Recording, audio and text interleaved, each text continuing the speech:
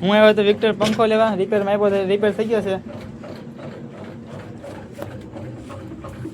તમે દરજી હોય તો તમે કમેન્ટ કરજો કે આને શું કહેવાય, મને ખબર નહીં શું કહેવાય. આમાં આનો કંઈક અવાજ આવે છે, ઘુડ ઘુડ ઘુડ ઘુડ ઘુડ ચાલુ કરીને ત્યારે. આ પંખો છે, ગીગાનું ચાર્જિંગ છે. કીધું ને એ પંખો બદલાવાનું ઓલું કરે છે પણ બદલાવતા નથી. એટલી બધી ચીકનાઈ કરે રવિના છે. વિચાર કરો તમે આવી ગરમીમાં રવિ કેમ અહીંયા એક પંખો નાખ્યો તો એ પંખો કાઢી નાખ્યો એક બે દીમાં. ક્યાં પીડ્યો જો અહીંયા પીડ્યો પંખો. હું આવ્યો ને પંખો અહીંયા લગાડેલો હતો. અત્યારે હું પાછો આવ્યો તો પાછો અહીંયા મેં કીધો પંખો. હજી એક ફેર આવે ને તો એ પંખો ગીગાને ઘેર આવ્યો છે. હું એના શેઠ આવ મને લાગે છે કે અહીંથી દુકાને ફેરવીને બીજી દુકાન કરશે. રાજુલામાં નવામાં કરવાના છે દુકાન, નવી દુકાન આવી બાજુ.